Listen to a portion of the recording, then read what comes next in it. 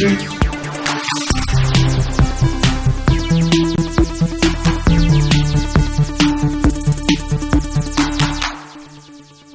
everyone, welcome to GameFace, episode 202 on Sifted Games at Sifted.net. This is our flagship show for Sifted Games. We're here every Tuesday at 1 p.m. Pacific and 4 p.m. Eastern. I'm Shane Satterfield. You can find me on Twitter at Dinfire, and alongside me, as always, it's Matt Kyle. Can find him on Twitter at mkyle. Apparently. How you doing, man? I'm all right. You coming down off of your crazy film project now? Getting starting there. to regather yourself a little bit? Yeah, I mean, we're not done yet. Like, it's in post-production now. We should be done mid to late May. Okay. But, yeah, the director's in England right now, so everything's pretty quiet. Well, the timing's working out good. I got through the site redesign and relaunching a bunch of shows. You got through your films. And here come the games. Yeah, finally. Right in lockstep. Tonight, Ori and the Will-O-the-Wisp finally in play. Yep. There's another... Why is that coming out on Wednesday? It's weird. That doesn't happen very often. It is bizarre. And then we had a big launch that happened just about an hour ago that we're going to talk about on the show as well. Mm-hmm. We've got Neo 2 coming very soon. There's tons and tons of games that are coming out, which is great. We made it through. We made it through the desert. Barely. You're absolutely right. Barely.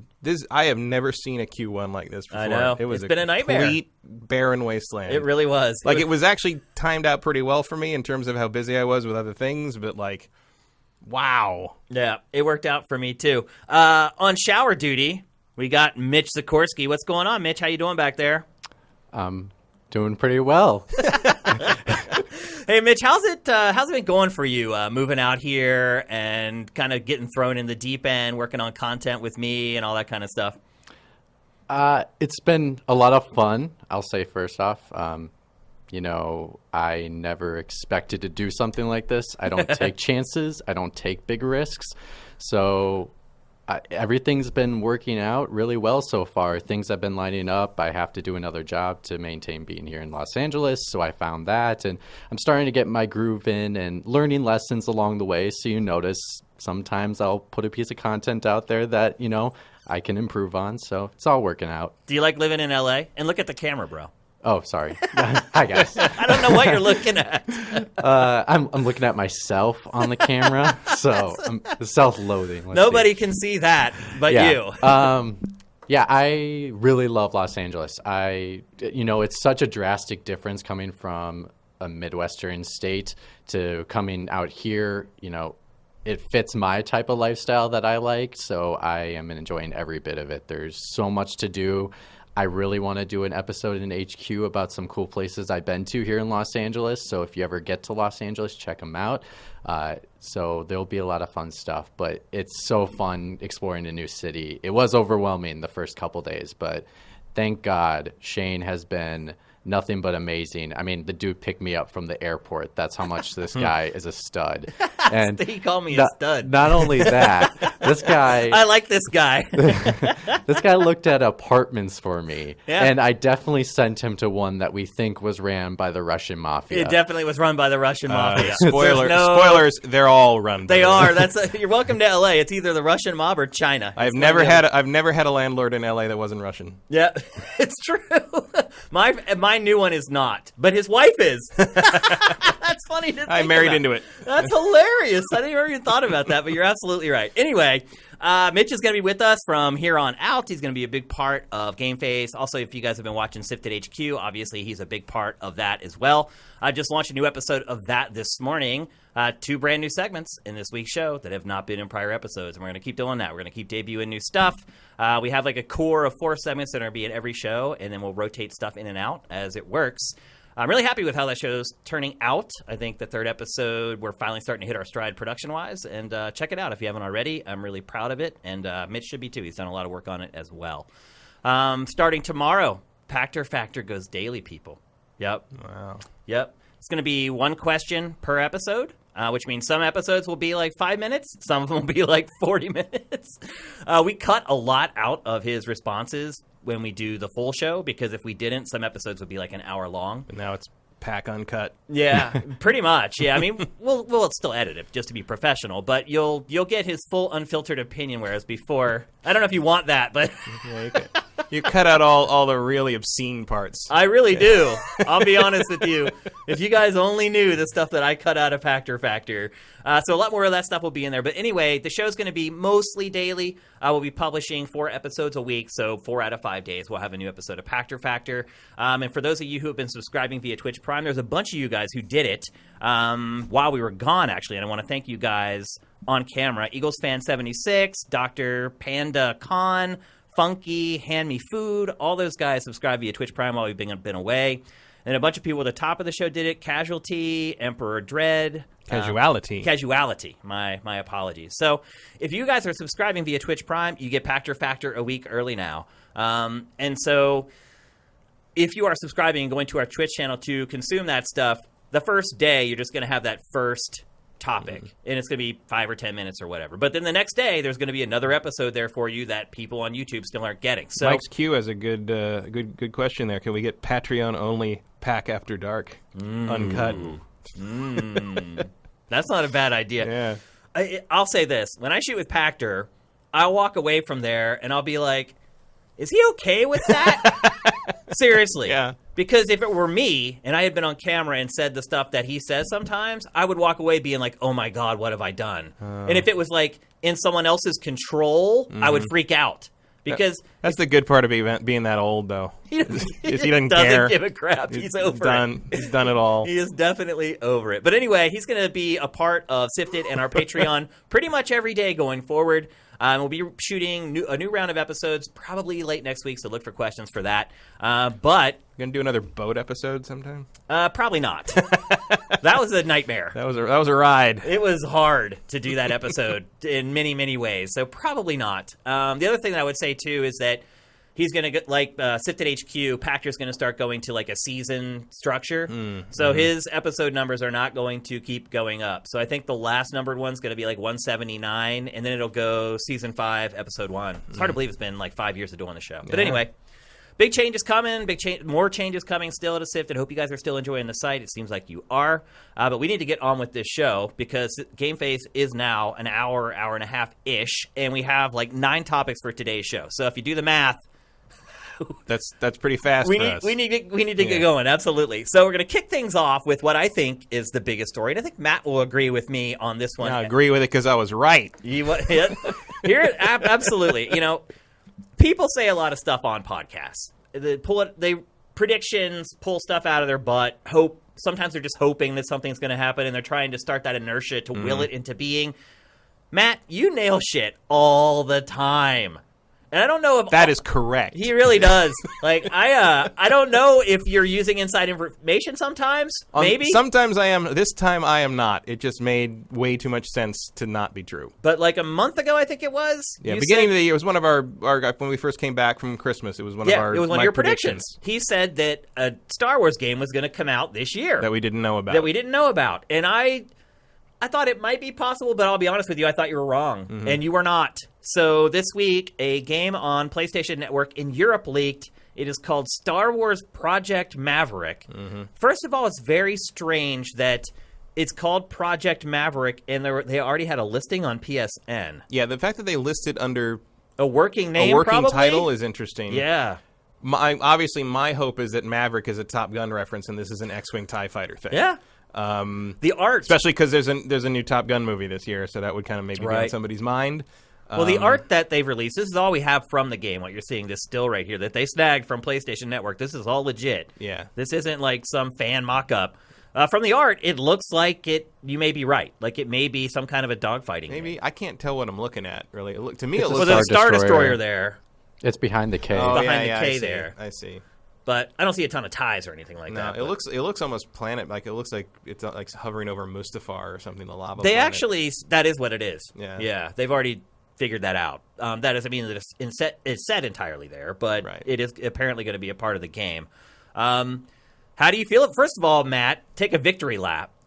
You got it right. I mean, that's pretty impressive. Like I don't think anyone else probably predicted that something like this was going to happen this year.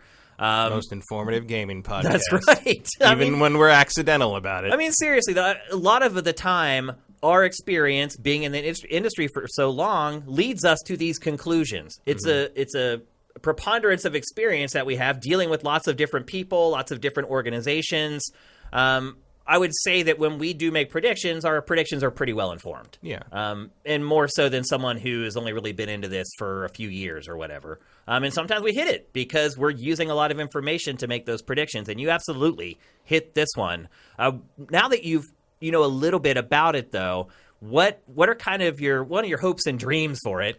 I mean, obviously, my hope and dream is a more TIE fighter.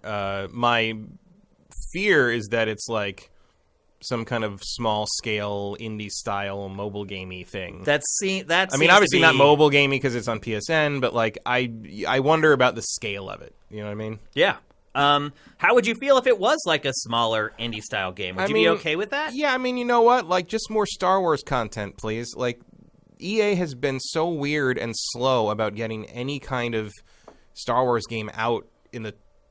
How long has it been since they've had that license for what, 7 years now? Yeah, and we've gotten like three games. Yeah, like anything at this point. I don't care if it's like designing dresses for Ewoks. Leia, I don't care. Like anything that gives me some gaming content in the Star Wars universe, I will take. I agree with you 1,000,000%, and I have no idea why EA has not pushed like smaller games in the Star Wars universe. I don't know. I mean, it doesn't got, mean like, that they have to be bad. I mean, they've got like the mobile stuff, like the Galaxy of Heroes or whatever. Like that's done well and stuff like that is there. But that's not what I want to play. You know, It's just I don't want to play reskinned versions of mobile games I already dislike. You know, if I wanted to do that, I'd be playing that terrible Transformers fighting game, Forged to Fight or whatever. Yep. Oh, there's tons of stuff like that on mobile. So I just hope it's an interesting new idea. I mean, you know, even if they're just doing, you know, EA doesn't do weird one-off indie stuff all that often, but when they do, it's stuff like Unraveled or like quality usually, you know, fun stuff and interesting takes on things, and I would like to see them apply that to Star Wars. Yeah, I don't see any reason not to. I would like to see like a Metroidvania set in the Star Wars, 2D like action adventure with Metroid style level design. Like it would be great. That Boba Fett Metroidvania done. How's that not greenlit 10 years ago? And look, you can just throw all the names and genres into a blender and just start spitting out combinations, and I'm there. Or make like you know the Super Nintendo. You remember the Super Nintendo, Super Star Wars, and all that. Yeah. Make those, but out of the prequels. Yeah.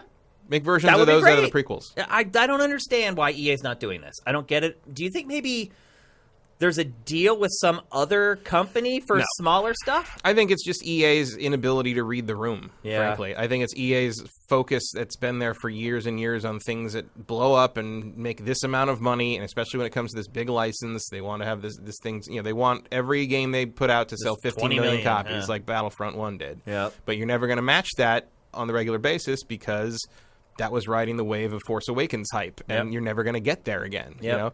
Well, maybe in 5 years they do. Maybe 5 years when you know, Mandalorian... If they even have the license then. Yeah, that's a good question.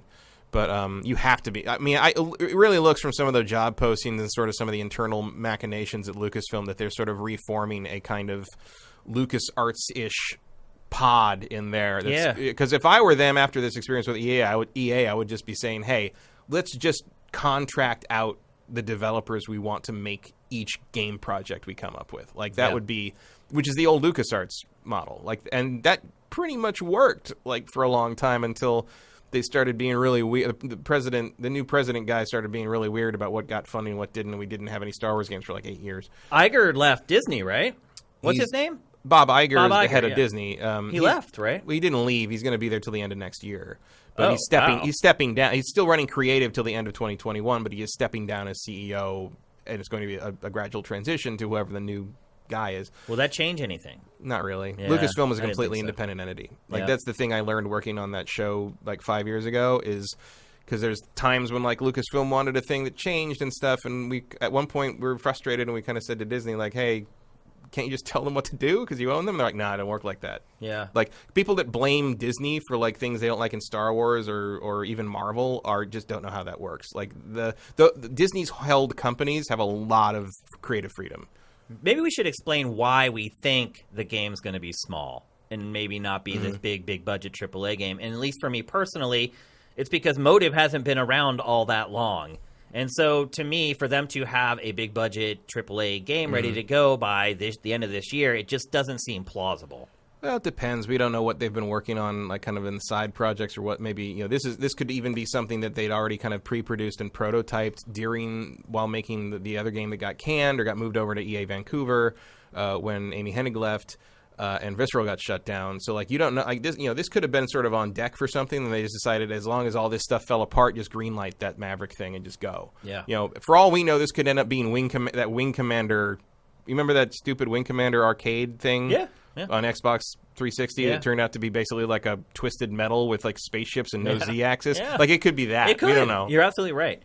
So when I first kind of figured out that this wasn't going to be like this gigantic blockbuster game, this isn't going to be Fallen Order 2 or anything. I was disappointed at first, and then I started thinking about it, and I'm like, if this is truly a paradigm shift for how EA is going to handle that license, then I'm okay with it. And I think I would rather have this small game if it indeed portends to something bigger than some gigantic blockbuster that we get once, and then it doesn't change anything for another 3 or 4 years. Mm-hmm. Yeah, I agree with that. So it's tough being a Star Wars lover to deal with how EA has handled everything, but this may be the first step, at least in my opinion, and kind of in the right direction. Yeah, I mean, I think it's a second step. Like, the first step was making Fallen Order at all. Yeah. And then the success of that means we are almost certainly going to get more Star Wars single-player experiences from them, which is good because that's what I want. Me too. I'd agree with that. I don't need... And I'm hoping that KOTOR remake thing comes to light at some point in the next few months, because that seems to be... That's the other thing that I've noticed, because I also pay attention to Star Wars toys, which you may not be shocked to learn. Two things coming in the pipeline for the toy side.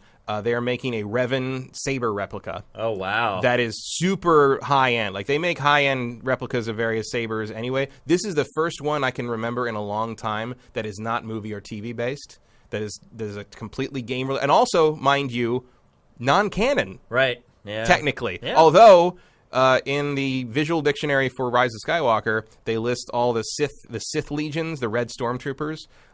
Each legion is named after an ancient Sith Lord, and the third legion, I believe, is called the Revan Legion. So KOTOR's back, baby, and so they're making the lightsaber, and it's gonna you'll be able to take it apart and swap crystals, so it will be purple or red depending on which crystal you have in it.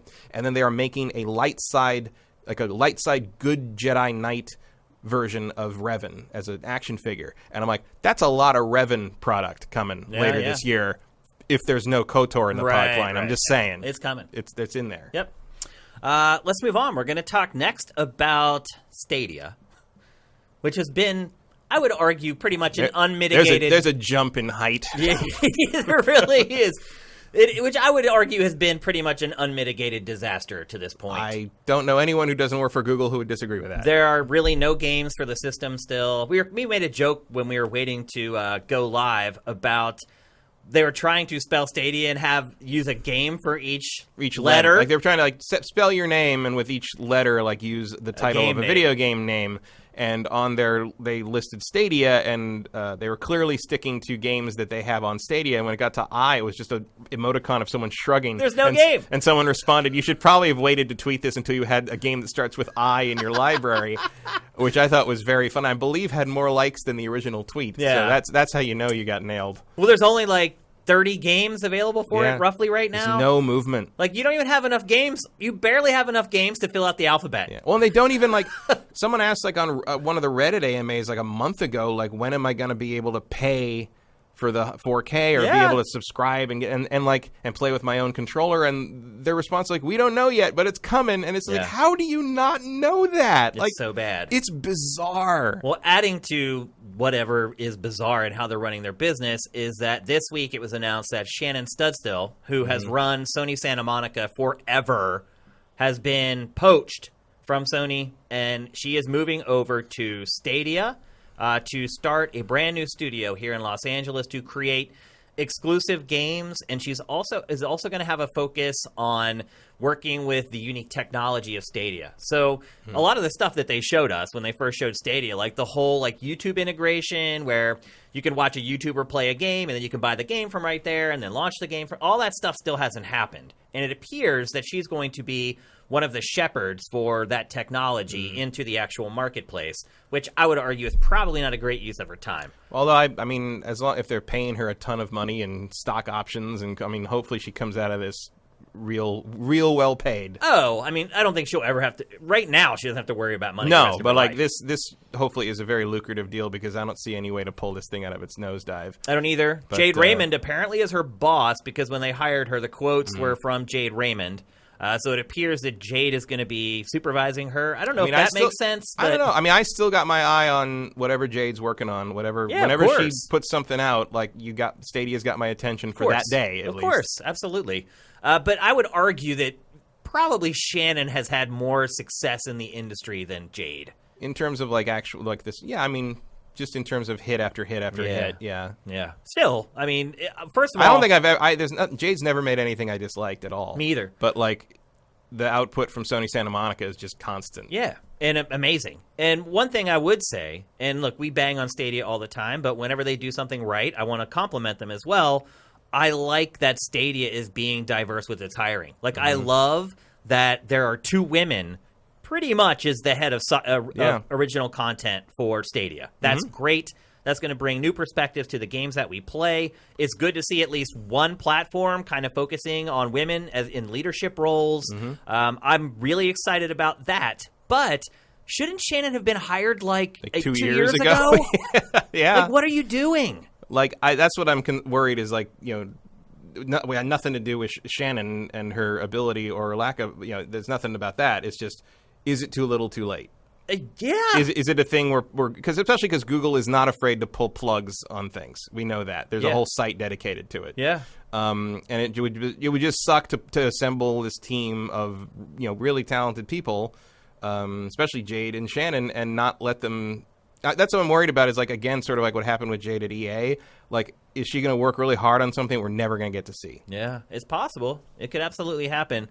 One thing I would say is it does make me feel like Google is placing a little bit of a longer bet on Stadia. Yeah, I mean, that's the hope here, I think. It sounds like you probably at least have 2 or 3 years. Yeah.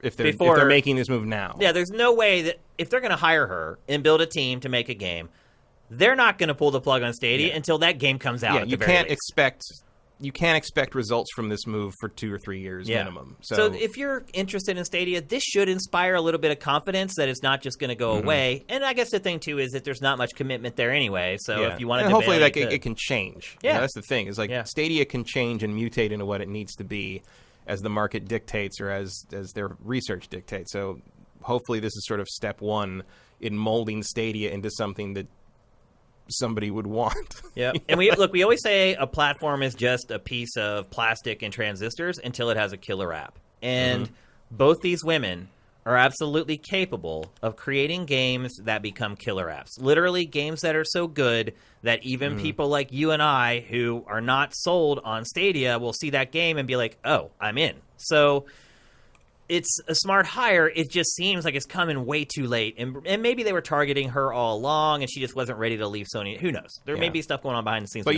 you have to continually ask about Stadia, like, what was the plan? Yeah. It doesn't seem like there was Even one. Just launching it when they did, like, you clearly weren't ready to follow up with that. It was almost like they said, we made the announcement and now we have to launch it to save face. It was like the tech was in place, but nothing else was there. Yeah. And still, it's not. Yeah. So... I wish them luck. I don't wish ill will on any company. I want every company in this industry to thrive. And I will say this, even though it's a little late, this is a smart move for Stadia. It's not going to hurt, that's for sure. It's only going to help.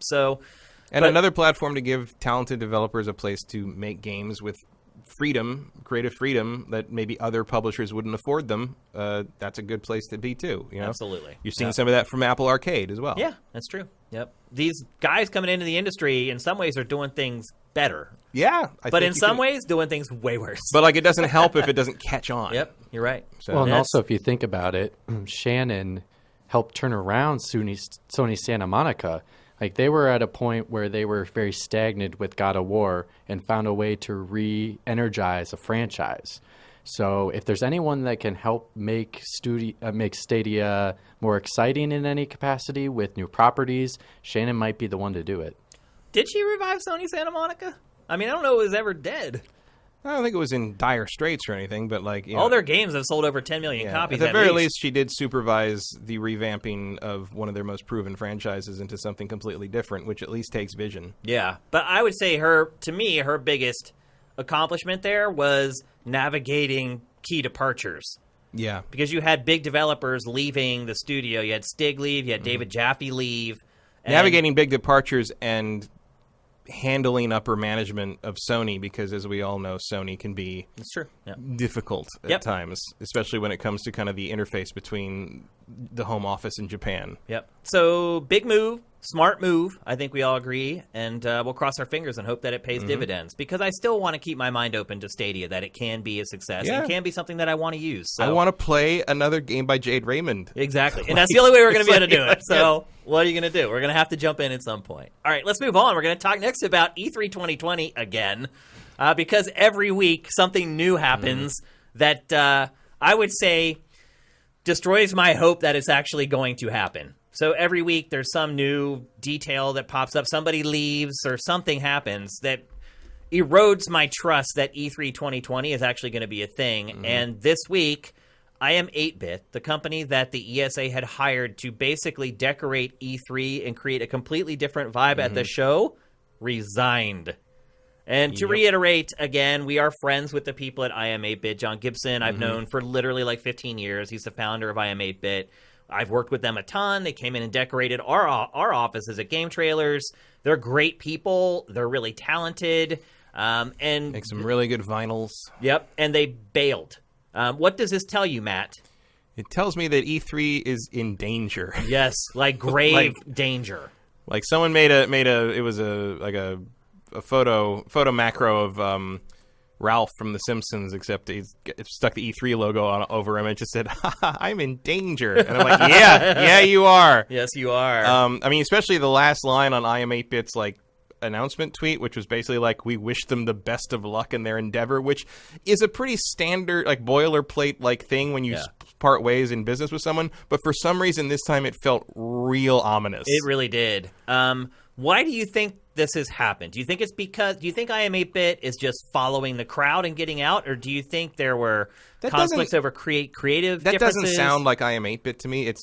This feels like, especially this far out and this relatively short after the announcement that they were going to do it, to me this sounds like they saw what kind of a shit show this thing was going to be and how out of touch the ESA is on what it needed to be, and just decided, no, we can't. We're not going to put ourselves through this. We don't want our reputation to suffer from being part of this, and we got to go. Yeah. Like, that would be, I mean, I have no evidence of that. I do not have any insider info on that kind of thing. But if my guess from knowing how the ESA rolls and how I Am 8-Bit rolls and sort of the timing of this says to me that this is I Am 8-Bit saying, like, yeah, we got to bail because this is not going to work. Yeah. I tend to agree with you. I think the admittedly very older, stodgier folks at the ESA, my guess is that I Am 8-Bit came in to do exactly what they thought they were supposed to do, which is save this frickin' show, turn it upside down, make it something different, make it something that consumers want to go to.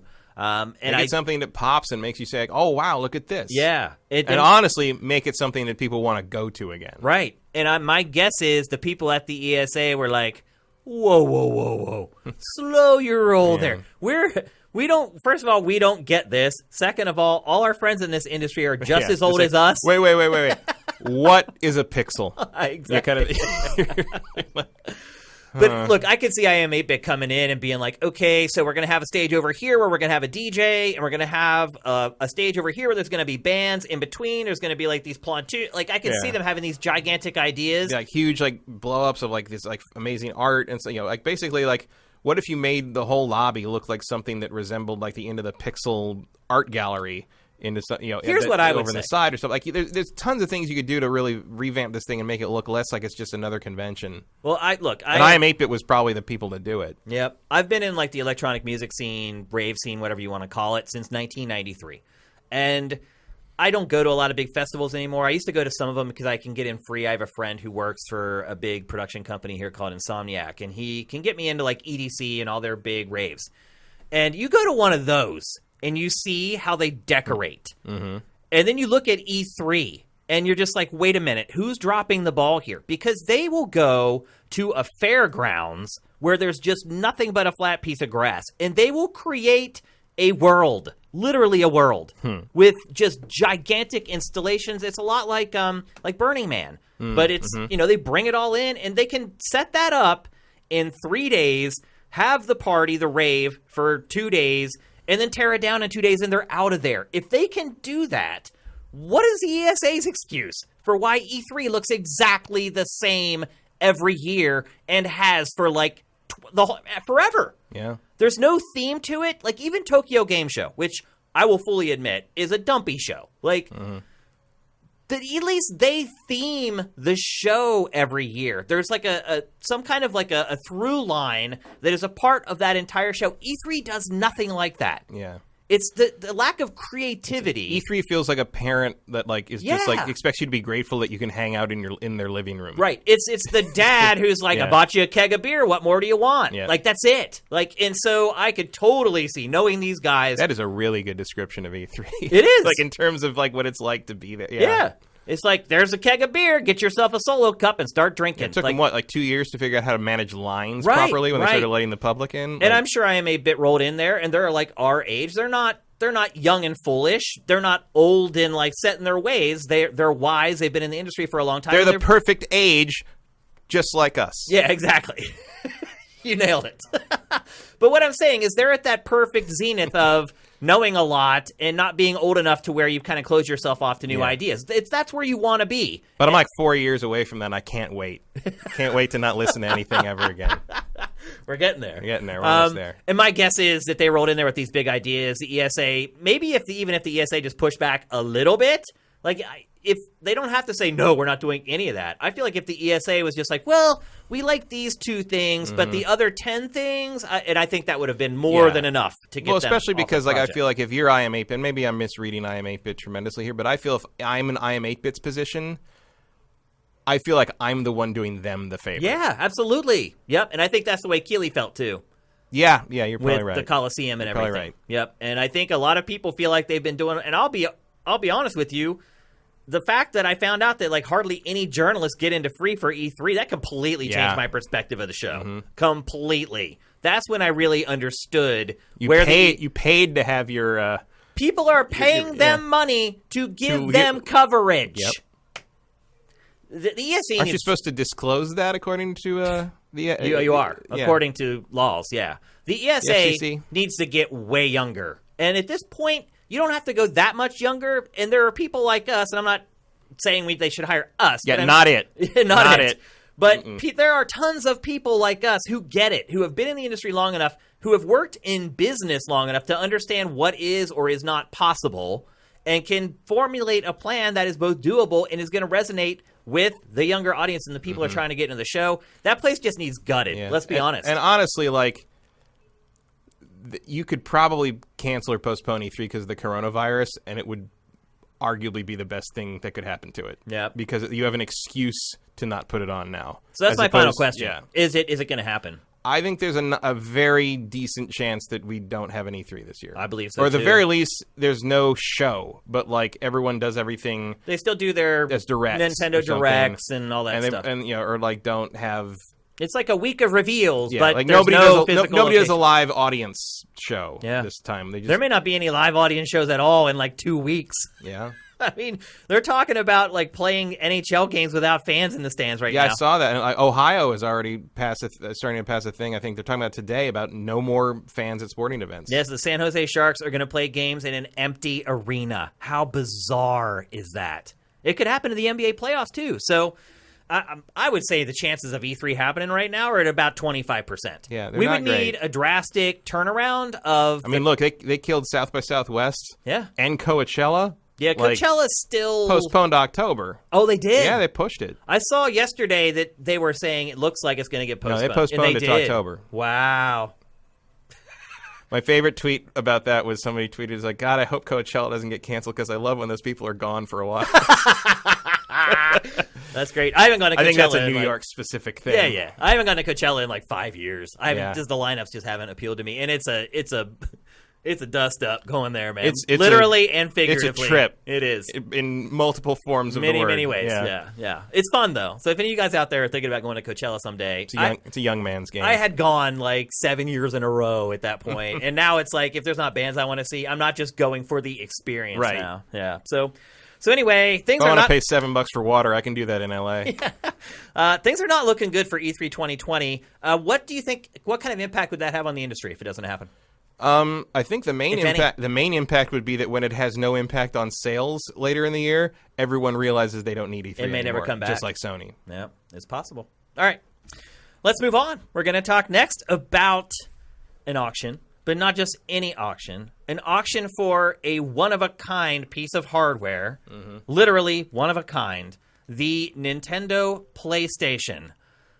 This, for those of you who don't know, was a joint project between Nintendo and Sony before it, kind of in between the Super Nintendo and the N64 and the PlayStation. Like, this is what Nintendo's next system was going to be after the Super Nintendo, pretty much. In conjunction with Sony, obviously. Yeah. And the results, the split that happened as a result of this was what convinced Sony to make their own console. Right. What the footage you're seeing right now, and we did put up kind of a note, but I want to say it on the show as well. I want to thank the Ben Heck Show for the footage of this, because there's no other real good footage of it online. So thank you very much for supplying this to us. What happened was we've known about this console for a long time. Yeah. We knew it was a project and that there were some prototypes made, but everybody thought that they had all been destroyed because Sony said they had all been destroyed. But as it turns out, a few months ago, a son was looking through his dad's attic, and he came across this. And he was like, what the hell is this? And he goes to his dad. His dad is like, oh, I bought that at an estate sale for $75 years ago. Wow. And I threw it up in my attic. I had no idea what it was. His son finds it and is like, Dad, you have like the most rare console in the world. And at first, the son didn't believe it. He's like, this can't be true. Like, because there's no prototypes. Everybody knows that there are none that exist. Turns out there was one that survived, and his father had it. And I guess initially, people were making offers to his dad for this. He said his highest offer was $1.2 million for this console. Wow. It finally went to auction this past week, where it sold for $360,000. So way below one of those initial offers, if that is true, in fact. Maybe he could have been saying that to drive up the auction. That's Who knows? possible. And also, like, just because someone offers you that doesn't mean they're going to pay it. Exactly, yeah. Because when the rubber hits the road and they have to write that check, Yeah. some people get cold feet sometimes. And so then, before they even put it up for auction, he took it to the Ben Heck Show. Because if you don't know the Ben Heck Show, if you're into tech, you should know about it already. If you love tech, go watch it right now, and you'll thank me in the comments of this show. In my opinion, he has a few shows that would have the guts to take that thing apart. Yep. And I'll say this, the only show where the owner would trust the person to do it. Yeah. And so they took it in, they let him completely disassemble it, fix it, and get it to work. So ultimately, and it's like a series of videos, he gets the thing to actually work. So it was a working prototype. This wasn't just an idea that they talked about and they brainstormed about, and maybe put a couple like rough mock-ups together. They actually manufactured the hardware for this thing. How different would things be if this had come out? Can you even fathom it? I mean, not just like Sony not being in the industry, but Nintendo using discs. In the mid '90s, before the N64. Yeah. Now keep in mind, this system used both cards, both of them, yeah, and a disc drive, which was the Sega model. Yeah, I mean, it's like. It probably is what Nintendo should have put out instead. Yeah. Now, as Ben Heck dug into this, what he did discover is that most of the hardware was basically a Super Nintendo. So it probably wasn't final. Obviously it wasn't final because they never actually mass-produced it.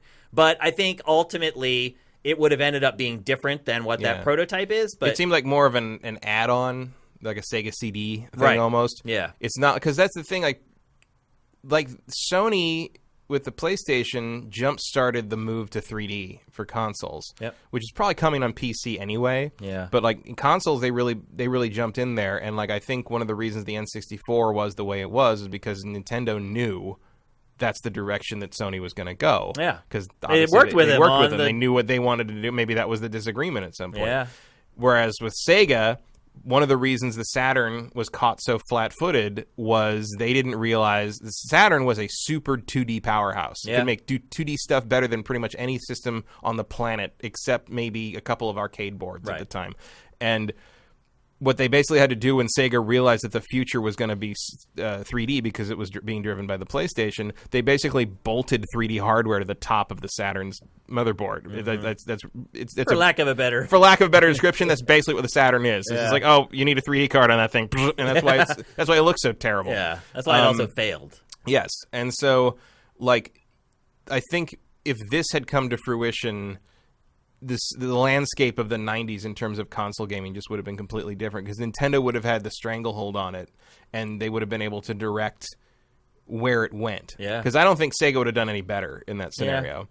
Yeah. They might have still been around past the Dreamcast because they wouldn't have been crushed so much. By the PlayStation 2. But I also think it's very arguable that gaming wouldn't have blown up in the mainstream the way it did after Sony kind of turned it into cool. You know, Thank God this happened. Thank God that didn't come out. I think it's better that this. Yeah, I think we ended up in a better timeline. Absolutely, as a result of that. The other thing I should add too is that the person who won the auction was the founder of Pets.com, who struck it rich back. Never thought that would be back in the news, but here we are. He struck it rich back in the early internet days with Pets.com. Mm-hmm. Somebody bought it for an ungodly amount of money, and it was closed. Then it instantly nosedived into the ground. It was closed like 10 months later or whatever. So he remember all the Super Bowl ads? For that? He really got lucky. Yeah. So if I were him, I'd throw money around too, because it's like you basically hit the lottery. Might as well. Now, the one thing I do agree with Chris Kohler and some others who were saying like, because the guy's talking about like opening his own game museum, and Chris Kohler basically said, hey, you know what would be better is people that have all these really rare, valuable gaming history objects could donate them to one of the existing museums that already does a great job, so we could have this amazing collection in one place and not have a bunch of competition on that. I think that's not what say he's going to now. Did he change his mind on that? All right, that's good. He's going to donate it to. I mean, what do you think about that? Buying something for $360K and just giving it to a museum. I mean, he can afford it. And and one assumes that if you bought this for that amount of money, you love games and you love the history of games and you want to see it. Like you bought because you want to see it preserved. You want it to be, Do you think it was worth that money? Because you got to think about, okay, he won the auction, but there were other people that were bidding it up to that amount. So there was more than one person who thought it was worth this much. What do you think? I mean, to be honest, something like a one of a kind, something like this that only to find 20 some years later, it's basically priceless. Yeah. Like, how do you even put a dollar amount? The dollar amount on it is how much people were willing to pay for it. Yeah. It's that simple. Yeah. Like that's how much that. It's like movie memorabilia. It's like, if you find a screen-worn dress from Gone with the Wind, how much is that worth? It's worth however much it goes at auction when you sell it. Yeah. Like there's no way to determine there's no way to get. I mean, you can assume bidding starts around 300, 400,000 for something like that, but you never know where it's going. Yeah, it's true. So honestly, that's a pretty low price for that. I think. You think?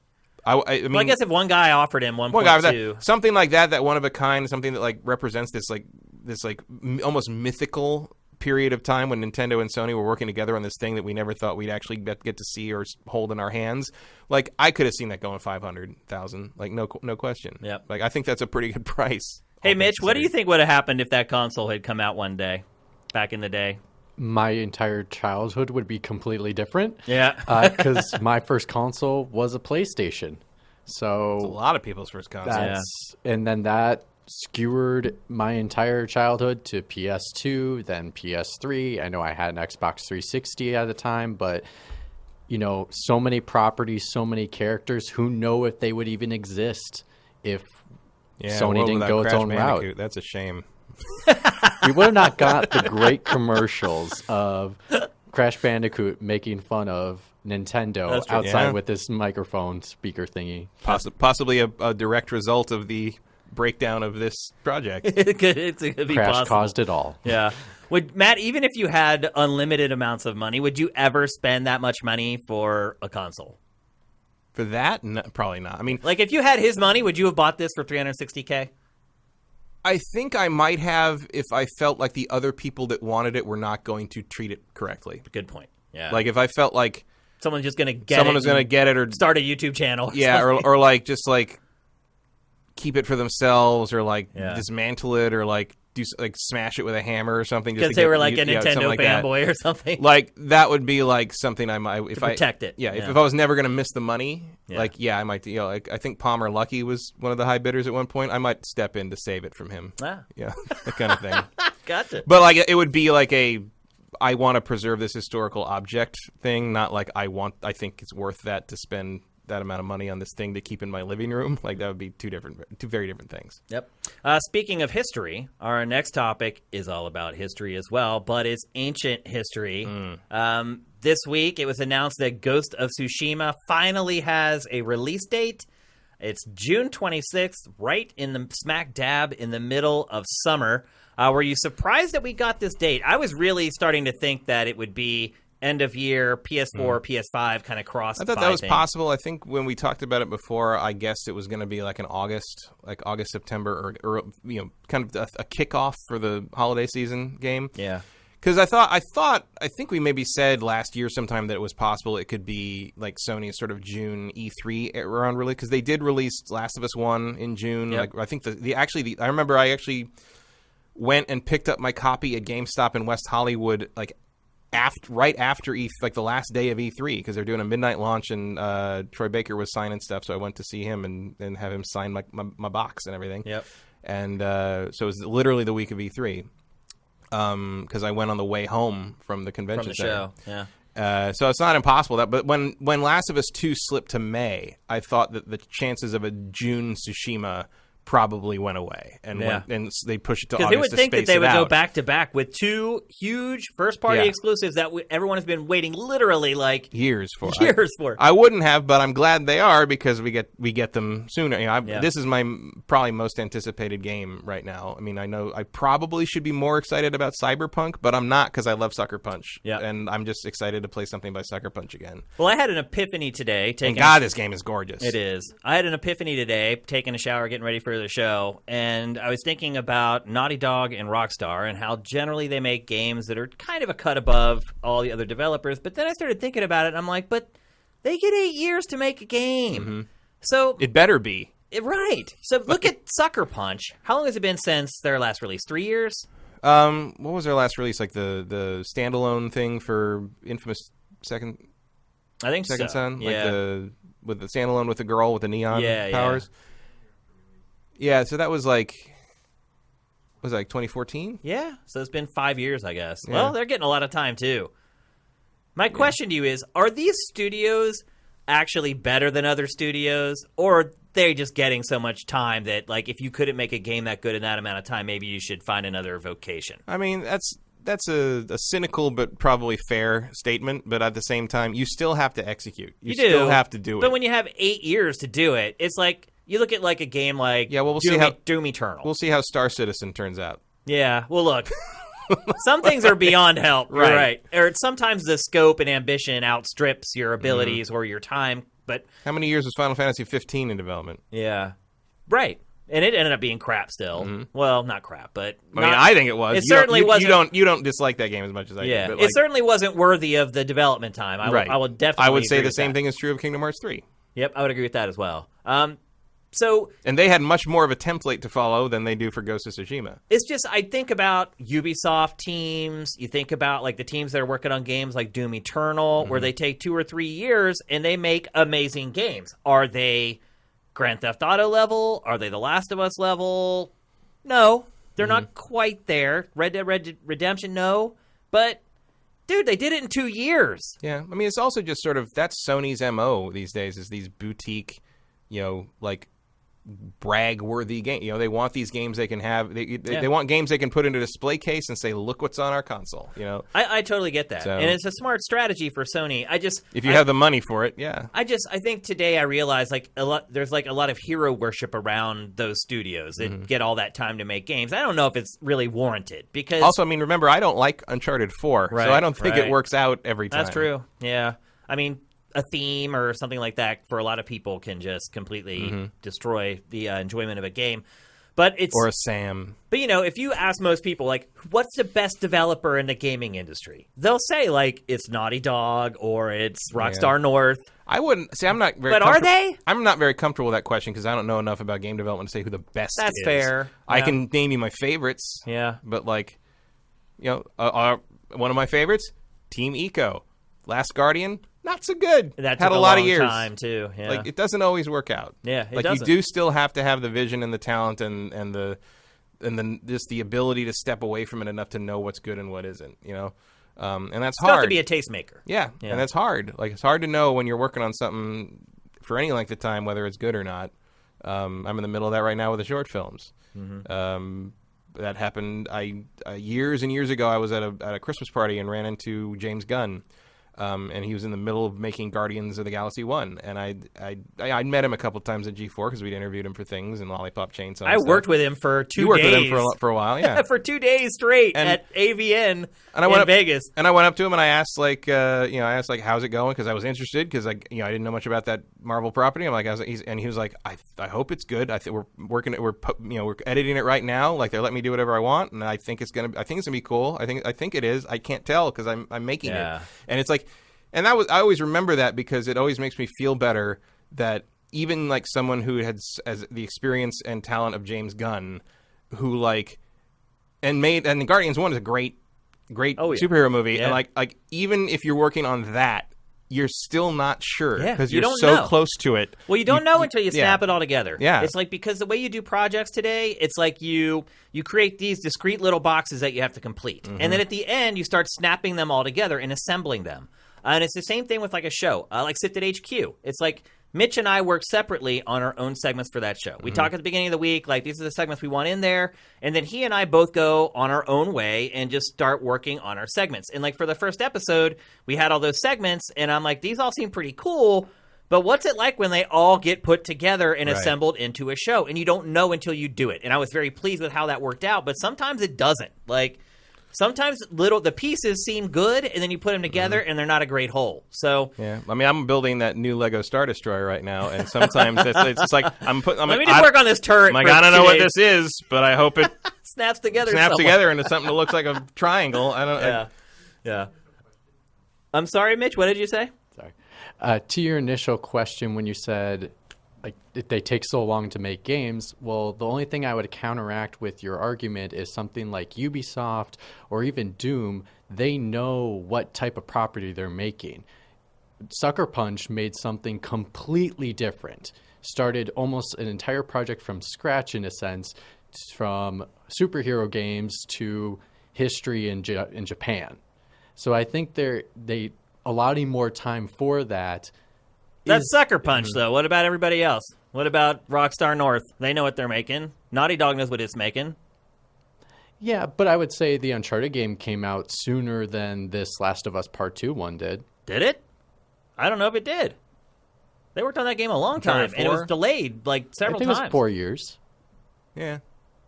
About 4 years, I think. That sounds right. And then they got Lost Legacy out pretty fast. Yeah. Which is a different team, I think. Yeah, it was which is also another reason why the sequel Part 2 took a little bit of time because people were working on Lost Legacy. So there's justification for the time there. It's taken about 4 years. I also think that Last of Us 2 seems like they've reinvented the wheel pretty strongly. It does. Yeah, that's true. It doesn't feel like they just made it again. Yeah, and there were hints in some interviews to say that Sucker Punch, when they were working on this project specifically, they had to start all over multiple times because it wasn't working the way they were hoping it to. It's like they haven't really made an intricate melee combat system before. So this will be interesting to see how that works out. Yep. Yeah, mostly they've worked with projectile stuff. Projectiles are like Sly Cooper had melee combat, but it was very simple, sort of, just platformer style stuff. Yeah. Yep. I'm really jacked up for Ghost of Tsushima. This summer is going to be amazing. Look, if we don't have E3, at least we're getting Ghost of Tsushima and The Last of Us Part 2 to make up for it. I think the rest of the year is pretty much going to be pretty stellar. Yeah. My other question is, we don't know anything Nintendo's got after Animal Crossing. Yeah. Well, I mean, we know Metroid Prime 4 and stuff like that. Well, I mean, we know it's in there, so I don't think Metroid Prime 4 is this year. I don't either, at all. But, we don't know the rest of the year from Nintendo Breath of the Wild Crossing. 2, 50-50 probably. We got to get a Direct sometime. Yeah, you're right. I mean, they've kind of went through all the stuff they've announced at this point. Yeah. I mean, they've released it all, which is great, but now I guess the what's next? Xenoblade remaster is somewhere in here. Yeah, it'll come out sometime this year. I don't think there's a hard date for it yet. I don't think so. But a direct. I think I would know that because I'm excited about that. Yep. So anyway, Ghost of Tsushima coming June 26th, and it's a PS4 exclusive for now. PS5 though, it's going to play on PS5. Everything's going to play on PS5. Yep, pretty much everything. All right, let's move on. We're going to talk next about sports. This one might actually be a topic that even people who don't care about sports games all that much might be interested in. Well, let's see. We'll see. You might be one of them, actually. It was announced this morning that after a 15-year hiatus, 2K and the NFL have signed a deal to work on games together. Crazy. What you're seeing right now... EA losing license exclusivity left and right. ...is NFL 2K5. Now, there's a caveat. So, in the announcement today, and I have the quotes here that I can read you guys just to make sure I get everything exactly right. It's not going to be a football simulation. So, EA... It's going to be a Star Wars game, believe it or not. So apparently EA's exclusive license with the NFL is to make a very specific type of football game, which is a simulation. So 2K cannot make NFL 2K20 or whatever, unfortunately. But they can make NFL Blitz. They probably could make an arcade-style football game, but that does not sound like what they're planning on doing. An RPG? David Ismailer, I think that would be great, by the way. Yeah. The president of 2K, David Ismailer, said, "We're thrilled to be back in business with the NFL in a partnership that will span multiple video games centered on fun, approachable, and social experiences." Which leads me to believe mobile games. Yeah. Mobile game, mingle player. At first I build thought your football player sort of thing. But see so at first I thought it might be like a football manager type thing where you don't actually play the games, you just manage the rosters this seems too much like But that's a Madden's sim. Coach I mean it's mode. a sim. That's as sim as it gets. So they can't do anything like that. So I think you're right. I think it's either an arcade style football game in the vein of NFL Blitz or NFL Hits or whatever the hell they ended up being called towards the end there. NFL Blatz. Yeah, and I think it's going to be kind of what you were saying earlier where you have apps that let you design NFL uniforms. Just I think it's all going to be goofy stuff like that. Where's the XFL games? That there are no XFL games, and I would argue that that started right. Yeah, XFL's it's now in quote unquote week back 4, and the ratings have been cut in half every week since the first week. They think it's going to make it to a season 2, which the other league that started last year, the AFL, wasn't able to do. They didn't even make it to week 4 of their season before that league folded. I don't even know what that is. Yeah, exactly. And so the XFL looks like it's going to stick around for at least a second year. I would not count on any video games being made on I have a XFL. question. Why do the names of sports teams that aren't like the NFL, when they have the XFL or AFL, whatever, how come the names of their teams always sound so stupid? Is it just because we're used to the NFL's names? I think or is part there of it- something different about how the NFL names teams? No, I think part of it is that a lot of the best names have been taken by the NFL already. Okay. And another problem, too, is that a lot of team names are based on something regional. So the Steelers, they're from Right. Pittsburgh. That was the heart of Steel Country back when the team was formed. So it made sense for them. Right now, Seattle is getting ready to have an NHL team. And they're trying to decide on the name for the NHL team. And it starts playing, I believe, next year. And the names for the team are, insane. It's Sockeyes, the Krakens, just all... But they all relate to Seattle in some way. Even thinking back to, when Seattle had an NBA team called the Supersonics. Supersonics. What does that even mean? Didn't they come from somewhere else with that name? Right. Like how we have the Lakers? Yeah. Exactly. And there's no lakes in L.A. Right. So sometimes you name them based on a regional thing, and then you're right. Sometimes those teams go somewhere else, and it makes even less sense. Well, I asked somebody once there's a lot that why goes they're into called it. the Lakers, and they thought it was because Lake starts with L.A. No. I'm like, no, that's not it. I believe because they came from Minnesota. Yeah. Land of Thousand Lakes Yeah, or whatever exactly. it is. Yeah. Yep. Same with the Dodgers were the Brooklyn Trolley Dodgers. Right. Yeah. And now You had to run across the trolley tracks to get to the stadium, Yep. and now you're just that makes no. In the- there are no trolleys here. Yeah. Well, it's like the Utah Jazz. Right. The Jazz were originally in New Orleans, and then yeah. they moved to Utah, and there's no jazz in Utah. White people don't like jazz. Or maybe was it Supersonic's name because there's like the Boeing fact? Like Yeah, there's like it's plane related factory to up there. planes. Yeah, that's exactly why. So there's a lot that goes into naming teams. So there's no true and hard rule as to why some teams have goofy names or not. But a lot of it is because at this point, so many team names have been taken. You start thinking about college sports where there's 150 teams and all that stuff's copyrighted. It's like you can't name your team something like that because there's already a team that has it and has the rights to it. So and sometimes like the weird vague stuff works, like the Stanford Cardinals, which are not actually named after the bird; they're named after the color. Well, a lot of Very soccer weird. teams, So the mascot's a tree. Yeah, a lot of soccer teams are just named like Real Los Angeles. Right. Like they don't even really have like a mascot name. So there's no hard and fast rule to how that stuff works. But anyway, back to 2K. To me, this isn't a big deal right now. I feel like 2K, this deal that it signed with the NFL, is just the foot in the door. It's like, we need to start talking with you guys again. Because I think 2K the hope has to be that they're going to impress the NFL and convince the NFL that they shouldn't be exclusive to anyone anymore. I think 2K wants to make a football game again, like Absolutely. a real one, like a Madden killer. I don't even care about football, but I want them to make a football game again because I used to like their 2K games. Well, I mean, so the B-roll that we were just showing you of NFL 2K5 from 15 years ago, that's updated rosters. Lamar Jackson was the quarterback in that footage. People are still playing that game and updating the rosters year after year. And you can go online and get the download just like that, and zap, boom, all those players are in there. So it shows you how much people love that franchise. And so if they can get their foot in the door with the NFL and they start saying, look at how we're doing with these little appy things that we're building for you guys, look at the people who still want us to make NFL games. When those negotiations come up with EA again, the NFL will have a lot to think about. And I think that's exactly what's happening now. I don't think 2K cares if it makes a penny off of this stuff that it's doing with the NFL. I think it's all a Trojan horse to get them back into the good graces of the NFL, get back into the conversation with the NFL so that we can get NFL 2K25 or whatever it ends up being when EA's deal expires. So it's big stuff. It may not seem like big stuff because what's going to come out of this actual deal probably isn't going to be anything that people care about, but what it is leading to on down the road I think could be huge. Yeah, the reestablishment of that relationship is an important watershed. Yep, absolutely. All right, let's move on. We're going to talk next about something that people didn't want to believe and ultimately ended up being true. And this is another Jason Schreier story from Kotaku. So once again, we want to give him credit when he breaks something that ends up being true. And that is that Horizon Zero Dawn is absolutely coming to PC.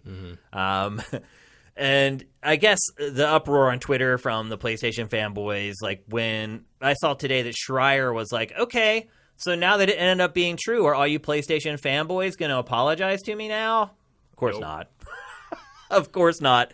That is definitely not going to happen. This really didn't seem like such a long shot of an idea. Once No, I mean, to us it didn't. Yeah. But if you're a fanboy, right?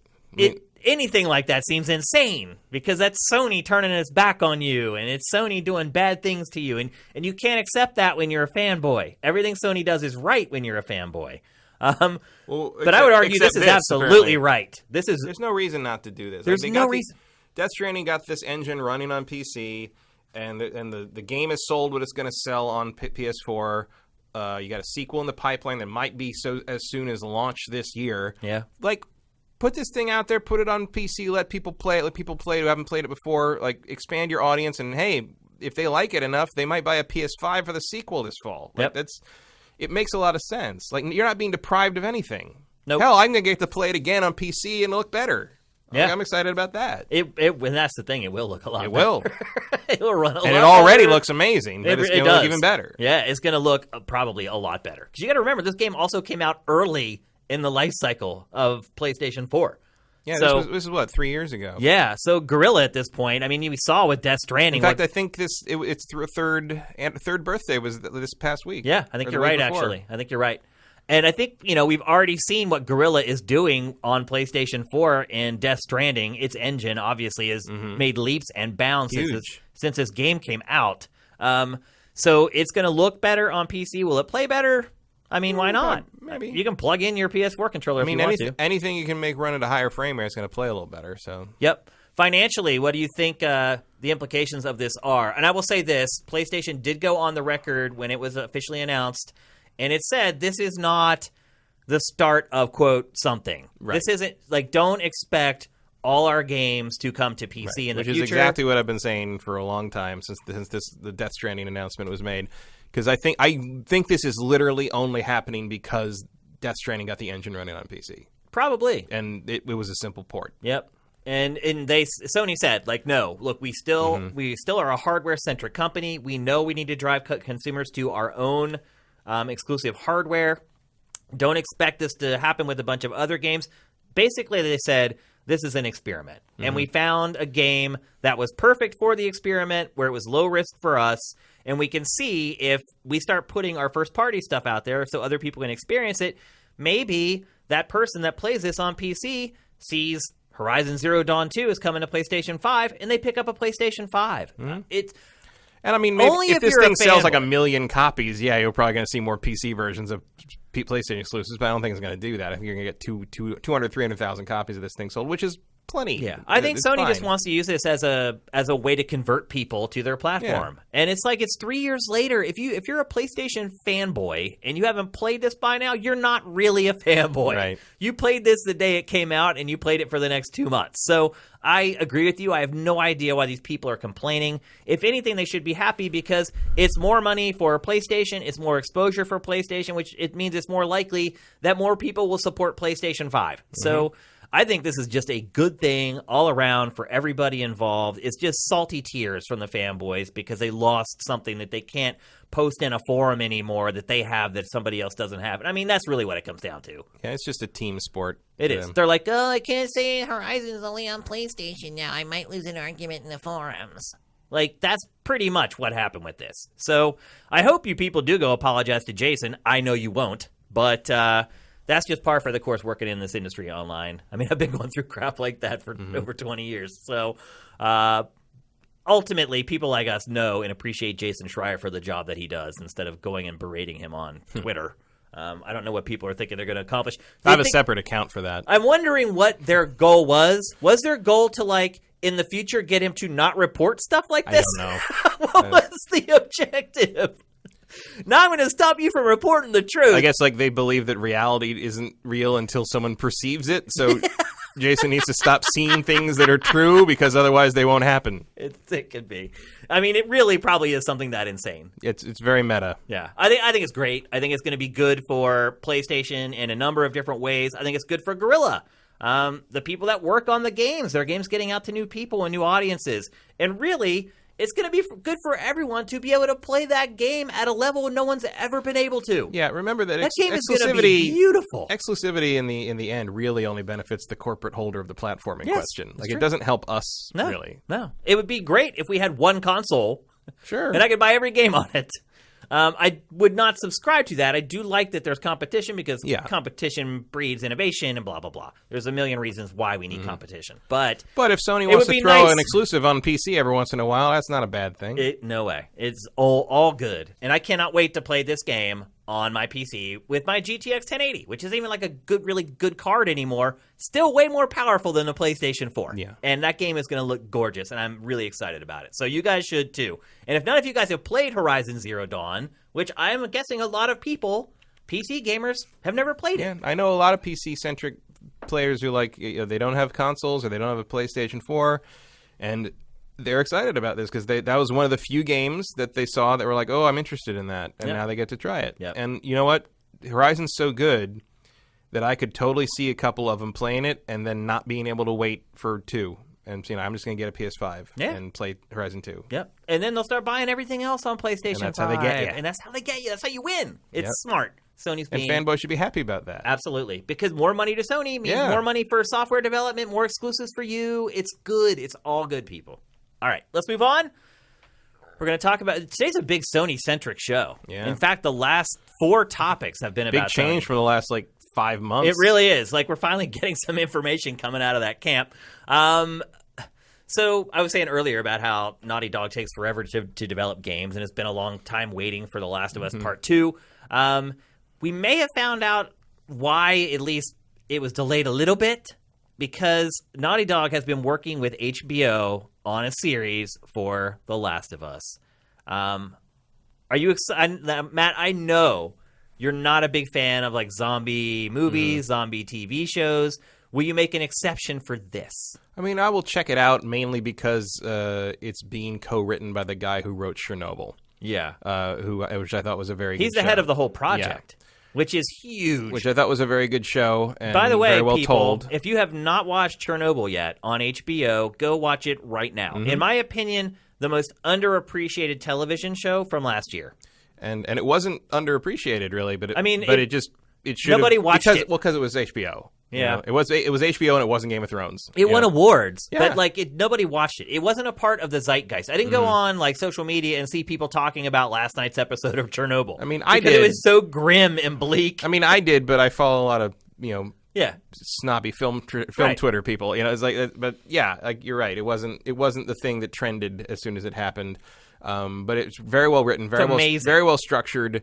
It tells the story, even as someone who knows that story very well. I've read several books on that, what happened, and I know that it varies from reality here and there in the show, but it doesn't matter because it tells the story incredibly well. It gets the information across in a very engaging and emotionally driven manner. And honestly, I can't think of a better showrunner to take Last of Us, which is a very character-driven story in a very, if we're being honest, mundane setting. Yeah. For today's world, the zombie apocalypses are a dime a dozen these days. Yeah. And like he will make this interesting. Like he will tell this story really well, and he's got Druckmann on. He will nail the tone, and so Druckmann will shepherd the characters, make sure everything's true to form, true to the lore, true to the original stuff. And I mean, it's a bit of a dream team. Frankly, it's the perfect combo. Yeah. The fact that Neil Druckmann is involved in this, I read. But this, by the way, is more interesting than The Witcher in terms of that to me, because The Witcher is drawing from the book source material. It's not a video game adaptation. This could be the first truly great video game adaptation. This follows the first game. It's set during the first game. We're not 100% sure if that means that it's going to follow the exact plot lines of the game, or stuff happening around the periphery of the things that happen in the game. Well, it is, I think, going to follow Joel and Ellie. And I also there's a lot of stuff we don't see in their journey. We only get 4 or 5 stops on their cross-country trek. Tons of stuff could have happened in between there, and you can flesh that out. You can include events in the game. I mean, I think you're going to basically be seeing, it's almost going to be like The Last of Us director's cut. Interesting. In a sense. I think you're just going to get more fleshed out, tale of their journey. Do you think the big story beats that are in the game are going to be there, though? I think so. Kind of like, the game was kind of structured as seasons. It's like autumn and, spring, fall, whatever. How does that work within the structure of a TV show? I don't know. Well, the structure of the TV show is the most interesting part because Chernobyl's structure is what makes it work. So the structure of how the game plays out is not necessarily how you want to structure telling the story in a non-interactive medium. So I think they are going to find a way to tell this story structurally that makes it fascinating. The Witcher tried to do something similar with the timeline jumping. I don't think they were entirely successful at that. But the way Chernobyl tells the story, where they kind of a lot of Chernobyl's runtime is almost review. It shows you what happens, and then it spends the rest of the season explaining it. And this I can't remember his name, unfortunately, but the guy definitely knows how to tell a story in the most interesting structural manner, and that is definitely what you need when you're adapting a video game premise. It's the even one marriage. As character and narrative driven as Last of Us was. You need to do something a little different, and I think they will get there. Just the tone of Chernobyl, if I take that and then I lay it over top of The Last of Us, it's perfect. Perfect. I love that they're working with this guy. It means it's going to have a very grim tone.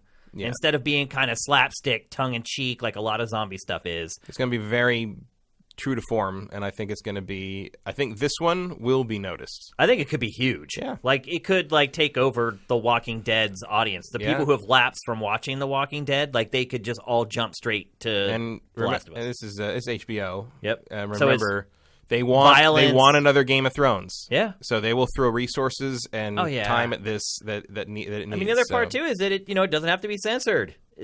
All the swearing, nudity, violence, all that stuff.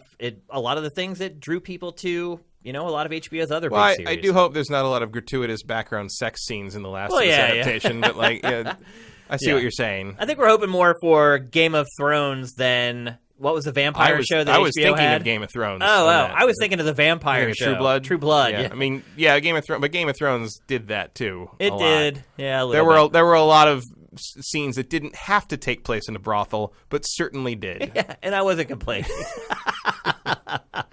There's nothing wrong with a little background eye candy, in my opinion. I am really, really, really excited for this. In fact, it's going to be excruciating to me to wait for this show. I am one of those pathetic people who still watch The Walking Dead every week. And that is impressive. I've even thought about doing YouTube videos that just count how many times I roll my eyes watching each episode of The Walking Dead.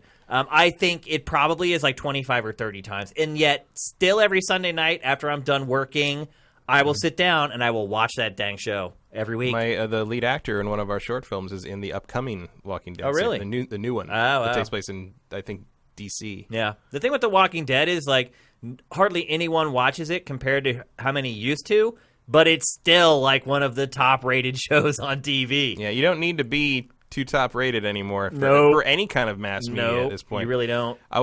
Because Walking Dead is a metric I like to use, not anymore because the comic ended, but about 2 years ago or something, I was looking at the sales numbers, like they released like actual sales numbers for the comics and stuff, and Walking Dead was like number 3 or 4 or 5 for the month with like 40,000 copies sold. And I remembered back in the early 90s, they canceled the Transformers comic at Marvel for around issue 80, I think it was, because it was only selling 40,000 copies a month. And now that puts you in the top 10 for the month. It's how like, the times, what a different era. The times have definitely changed. But I think it's encouraging, too, because it means that you can create something that can sustain itself, and you don't need like 1 billion people to watch it every time. So I like that change. I like that everything's being a little more spread out and giving people more choices. So it's much harder for everyone to kind of pile on that single show. Now, you still get that with shows like American Idol and Survivor and those Masked Singer. Those competitive reality shows still bring in like absurd amounts of people. I mean, to me, that shows the lack of intelligence in America in general. Yeah. But although I don't know, have you seen the Masked Singer? I have not. No, it's fun. Even Antonio Brown was on there, and I didn't watch it. I'm just waiting for Gronk to get revealed. He is clearly the white tiger, people. Come on. Yeah. We know this. But look, of all the TV shows that I know that are coming right now, I think this just went to the top of my list. Maybe a Game of Thrones spinoff. Maybe he's a little higher. You will see this before any of the Game of Thrones spinoffs are ready. I'm pretty sure. I mean, top of my list in the immediate future is Falcon and the Winter Soldier and Mandalorian Season 2. But in terms of stuff that's like on the horizon, yeah, this is suddenly up there. Yep, that's awesome. All right, we're going to move on to our last topic of episode 202. Now might be a good time for you to get your questions into chat. Go at Sifted Games. That way it'll be easier. Also, since we're asking for questions so early, it'll make it a lot easier to find your questions because there'll be comments after I ask for them. The last topic of the day is what I talked about at the beginning of the show, which is Call of Duty Warzone. Just launched. What time is it right now? 2:18. Just launched an hour and 18 minutes ago. This was also something that was rumored for a long time. People had data mined the code, and we pretty much knew it was coming. I think even maybe it had been mentioned offhand at one point by Activision, but I don't think anybody thought that it was just going to be shadow drop today, kind of out of nowhere. No, I heard something yesterday, I think, that it was coming. Yeah, there's stuff on Sifted. It yesterday was really we knew. Out of nowhere. Yesterday we knew it was coming today. Yeah. And once that broke, then Activision released a trailer yesterday that showed it, and at the end it had the date for today. It is a Battle Royale game. Well, right, perfect timing with the B-roll. It is a Battle Royale game that features 150 players, which is the most ever for a Battle Royale game, as far as I know. Yeah, what was that one game that said there was going to be 1,000 players? It never came out. Yeah. Funny how that works. Interesting. Maybe they're still working on it. But as of right now, to the best of my knowledge... that's it. Yeah. As of right now, to the best of my knowledge, this is the only game that has 150 players. Wow, are there planes in this? There's full vehicle support. Full vehicle support. That's neat. Oh, there's a shot in this, which is awesome. It shows a bunch of enemies standing on top of a building, and a dude flies by with the helicopter and chops all their heads off. It's great. Mitch, if you could dig up that clip. So it has full vehicle support. There's going to be 2 modes, one gigantic map that I'm guessing they're going to segment up for the modes. Mm-hmm. It certainly has, I believe, there it is. So freaking awesome. Replay it again. Man.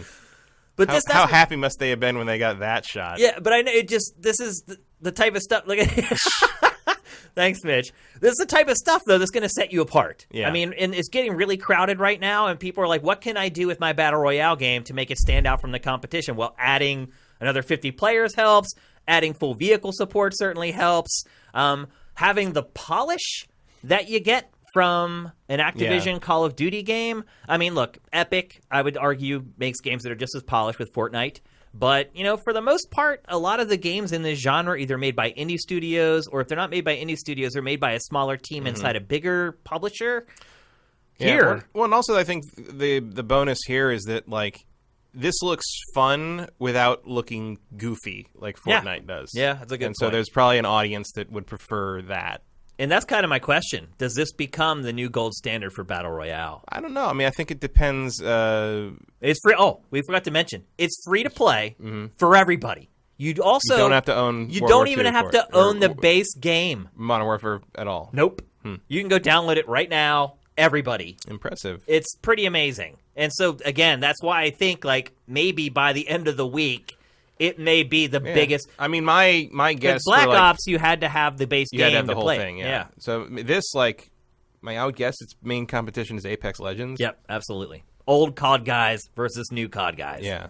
And I would argue Apex Legends has been picking up its game lately. When it first launched, it just kind of sat there with not a lot of updates, but Respawn is finally starting to get in a rhythm now where there's at least enough new stuff coming to Apex Legends to where it's relevant. I mean, it launched, and then it just kind of disappeared. At least if you're someone who is really into games and you're on Sifted every day, it just kind of just went poof. So, with Activision's visibility, their ability to support stuff like this, like, I don't know what kind of budget EA has given Respawn to work on Apex Legends, but my guess is that Activision will not be shy with writing checks for this.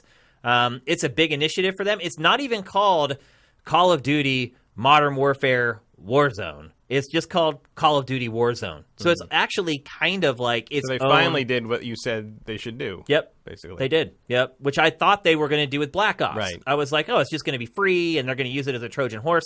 Well, now they finally wised up and they're doing it. Well, this looks like way more interesting than the old Warzone. Oh, yeah, for sure. Yeah, I mean, it looks way better than what you got with that you paid for in Black Ops.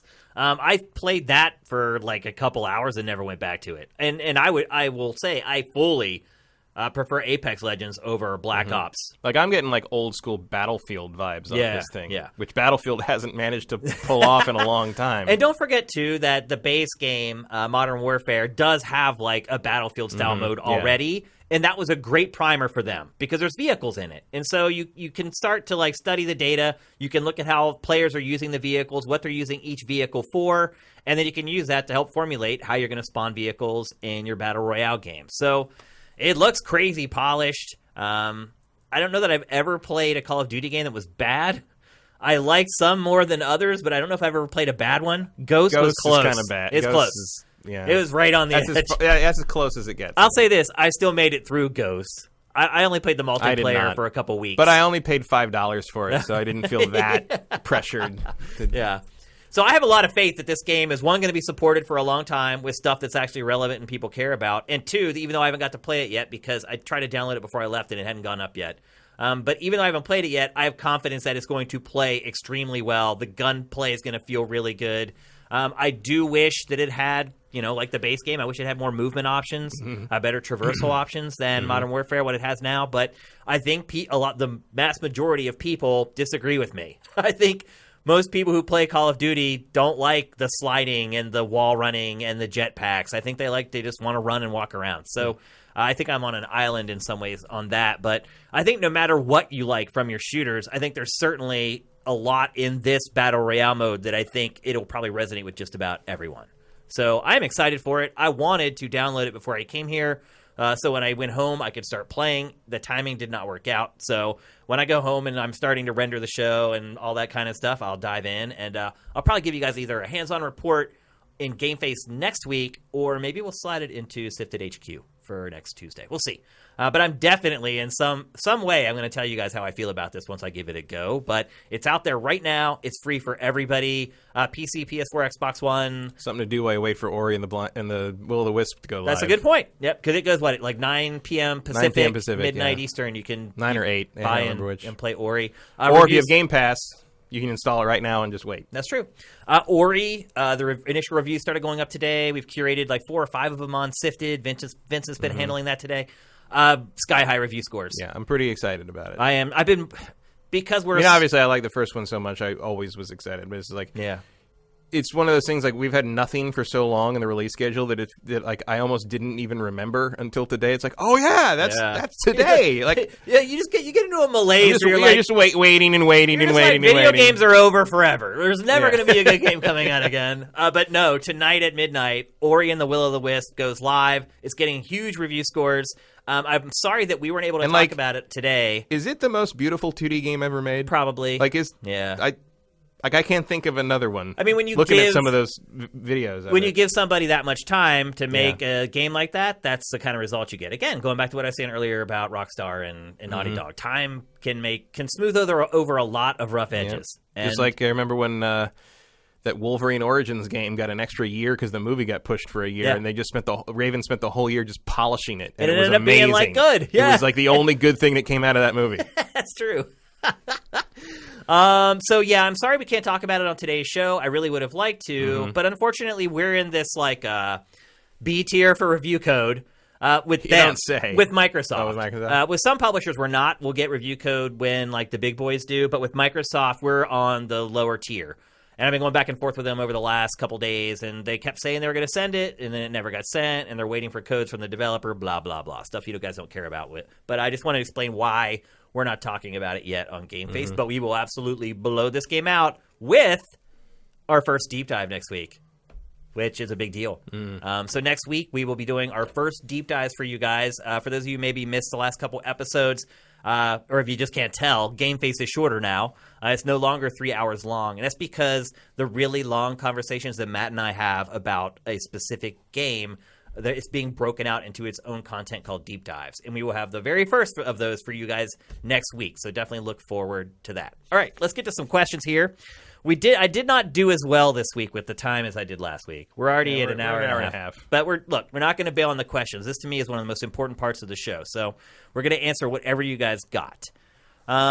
Justin Horman, I think we can all think about the big blunder Xbox had this generation. What were the biggest blunders for PlayStation and Nintendo?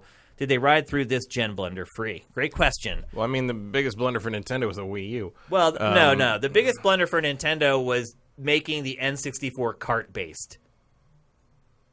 This generation? Ever. Oh, ever? That's the biggest. That's what I thought he was asking. He's saying, did they ride through this I think that was his follow-up question. Or no, you're right. Maybe in the context of asking about Xbox. You may be right. But if the biggest blunder Nintendo ever made was definitely using carts in the N64 instead of a disk drive. At least that's what I would say. I'm sorry, Mitch, what did you say?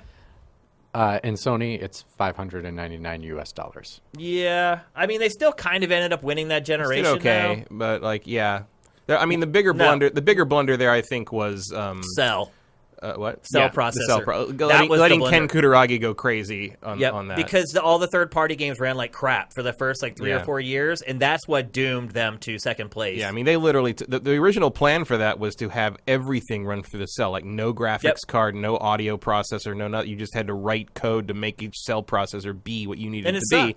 And they showed it to the developers, and they're like, no, like, we don't want to do that. So they kind of crammed those things in there, but like... I have heard so many horror stories about having to deal with that hardware. Interviewing developers back during that era, they wouldn't talk about it on camera, but you'd finish the event, and you'd be hanging out at the bar, having a couple drinks, and that's when they talk about it. And then you try to bring it up to Phil Harrison, and you had to be escorted from the premises. That was me. Phil Harrison hated me. He probably still does. If he ran into me someday, he'd probably still turn and walk away. You. What about Nintendo's biggest blunder with Switch? I guess that's what he's asking. Like for this gen, I think. I mean, depends what you consider this gen. I would still consider Wii U this gen. Yeah. The Wii U. Yeah. The big mistake. I wouldn't say they've made a huge blunder with the Switch, other than not. The Joy-Con drift thing is annoying. Joy-Con, I would say hardware quality. Yeah, but they're fixing that for free still. But my screen is scratched on my Switch, and it just in general, that is not something I usually associate with Nintendo. No, Nintendo. Usually, its hardware is solid state, top of the line. The Switch is clearly an improvisation on a certain level that worked. I mean, it absolutely was the right call, but it's not as polished as Nintendo's usual hardware product. So my Joy-Con out of the box never worked. I suffered with it for a year before I finally sent it in. I've now got my Joy-Cons replaced. Both of them are starting to mess up. So the one on the left, I got drift. The one on the right, the battery drains faster than the one on the left. That's weird. My screen has the lines across it from sitting in the dock. That's just not... Mine probably has that too, but I haven't taken it out of the dock in forever. So. To me, that's not Nintendo hardware. That's not what I associate with Nintendo hardware. That's true. It's not.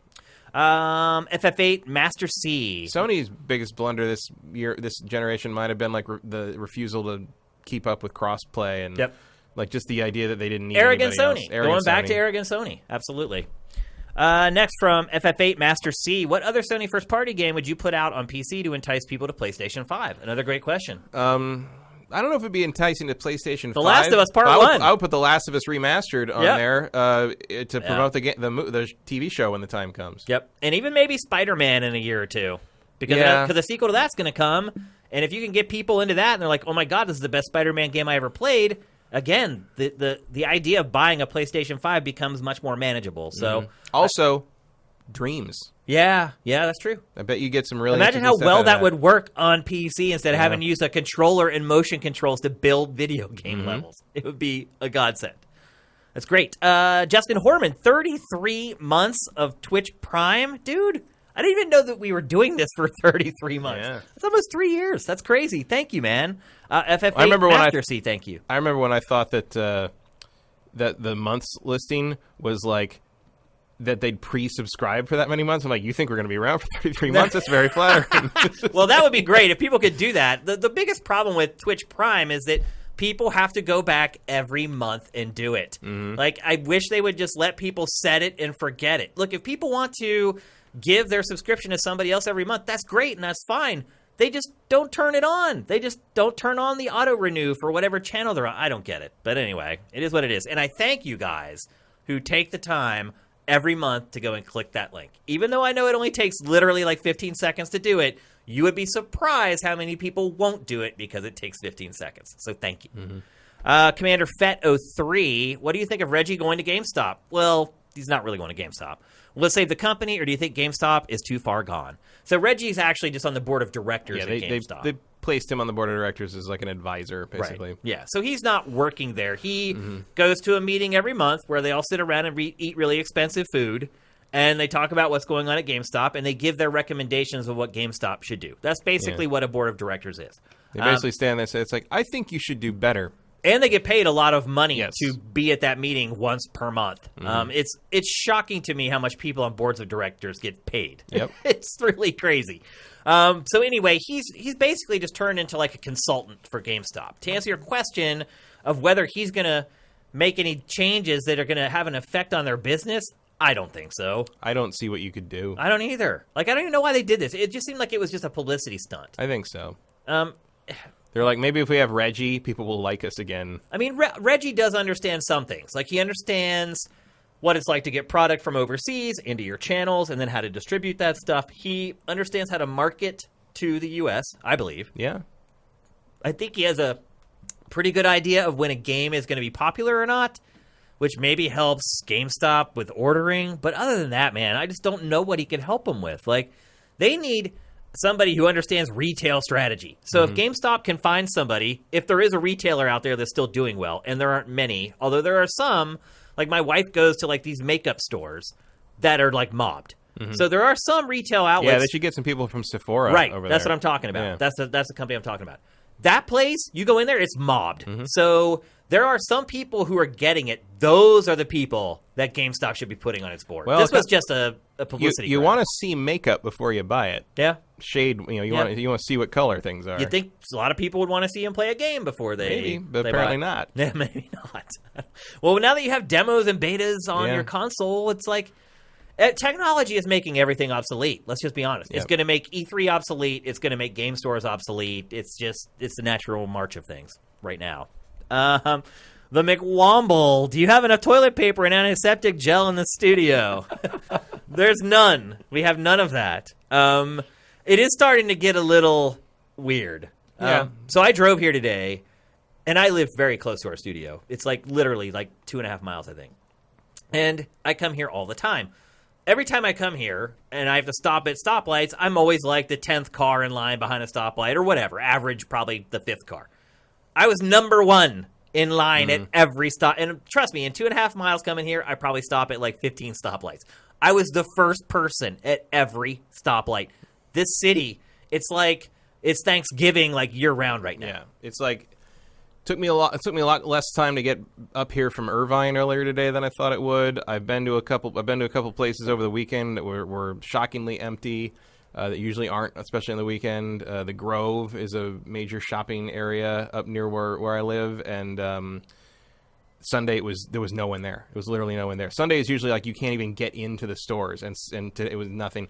And like, also I went to Disneyland last week because YOLO. Don't care. But I was at Disneyland and a couple other places over the weekend. I was at a show. I was at the Magic Castle.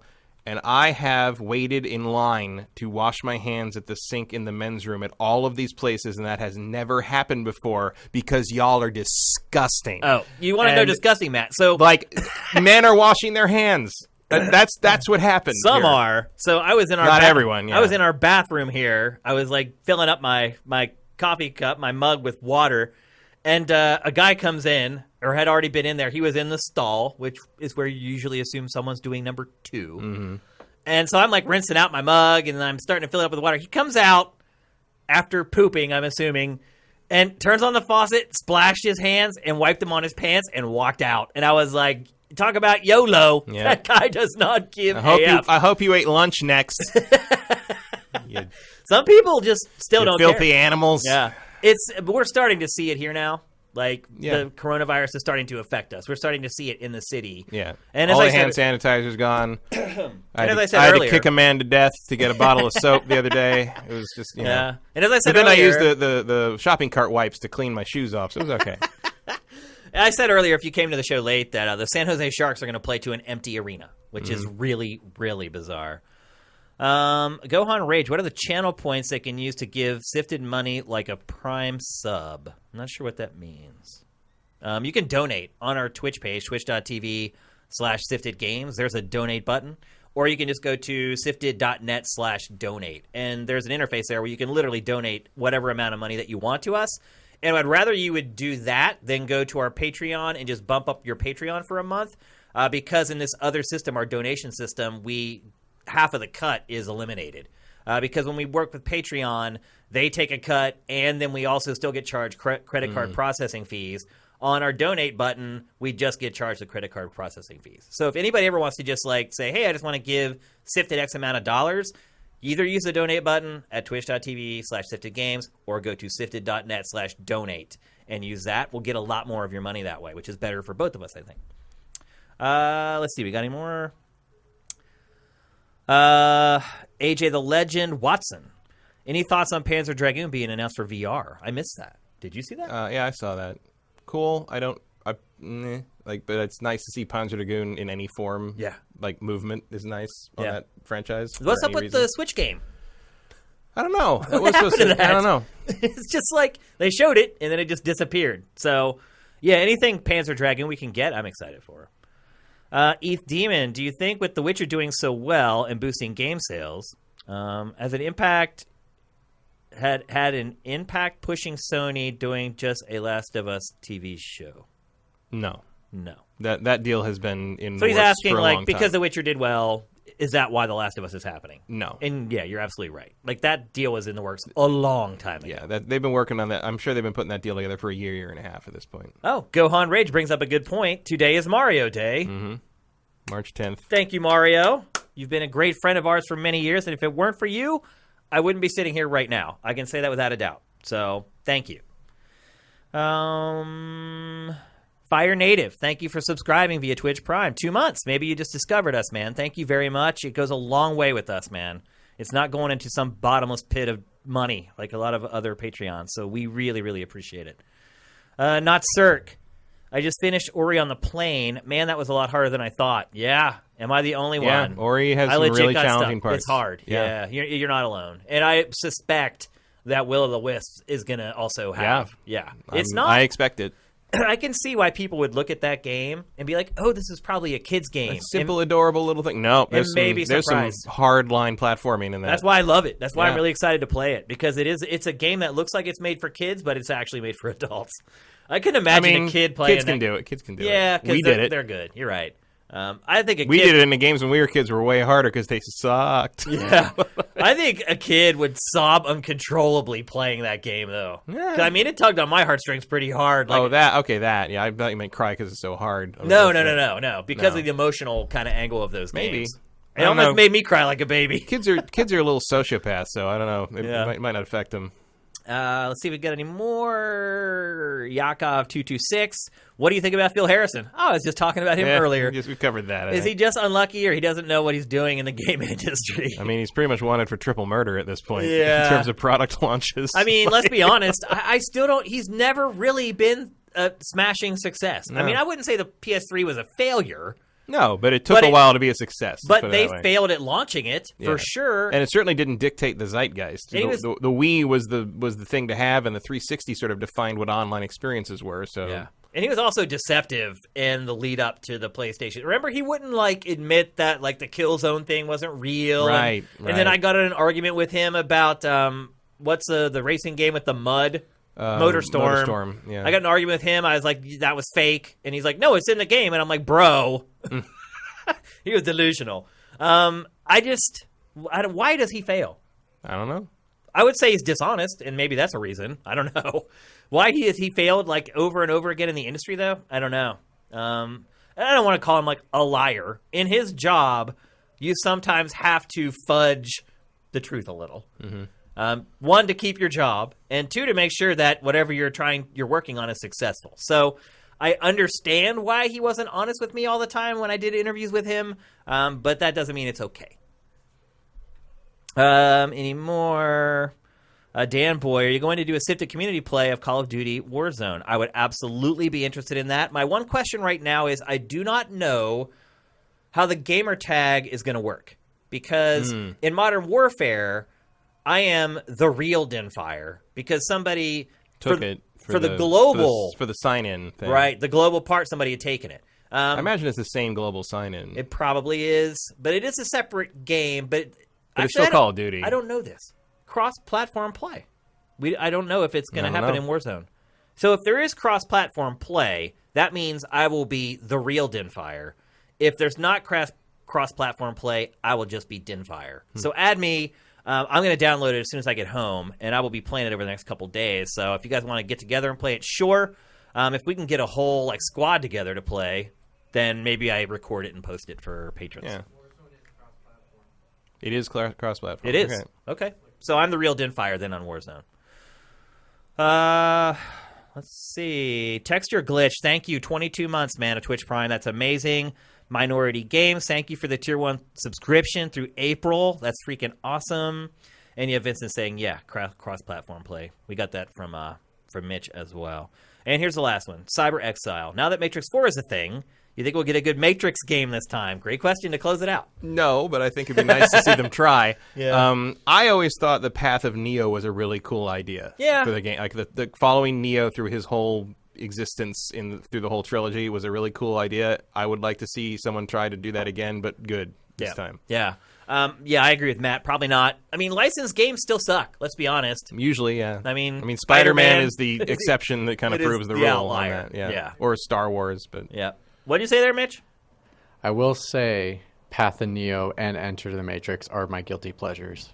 Like I really do enjoy those games when I was a kid. I still feel guilty about Enter the Matrix because Dave Perry was so excited, and he handed them all the review copies to me personally as we were leaving E3, and I carried them in my bag, and I'm like, I got the Matrix game. It was so good. And then we played it. It's like, it's not good, and like it just felt so. It was one of the only times I felt like I was like personally letting a developer down because he was so excited to give it to us, and it was just like, oh no. Yeah. But I think I gave it a 2 out of 5. I think that was about right. That's definitely right. One Supermaster Gamer, thank you for subscribing with Twitch Prime. 16 months, that's awesome. That's it for GameFace 202. Like I said, there's a brand new episode of Sifted HQ up right now at sifted.net and at our Patreon. Pactor Factor starts going daily beginning tomorrow. If you're subscribing via Twitch Prime, as a lot of you guys are, you now get Pactor Factor a week earlier at twitch.tv/siftedgames. But what's most important, really, is for those of you who listen to this on Apple Podcasts or Google Podcasts to help us out. Go to patreon.com/sifted. If you're listening to this and you've been getting the show for free, at least throw us $1 a month, man. Like, we're giving you like hours and hours of relief from your dreadful commute or your dreadful job. If that's not worth $1 a month, I don't know what is. So go to patreon.com/sifted.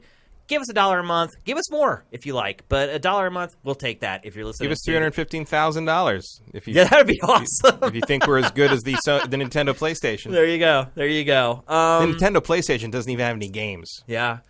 We should point that out. I do want to thank you guys for sticking with us for 2020 so far, because it's been hard. Mm-hmm. I mean, it's been really hard to get these shows together, but it's all gravy now. We have games for the rest of the year.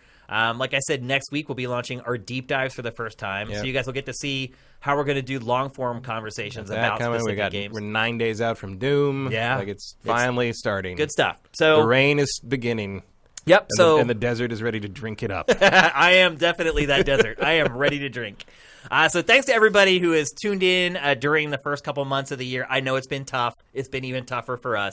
Thanks to everybody who subscribed via Twitch Prime. Thanks to our patrons and our subscribers on Sifted. Without you guys, none of this is possible. You can find me on Twitter at Dinfire. You can find Matt at MKyle. That's MKEIL.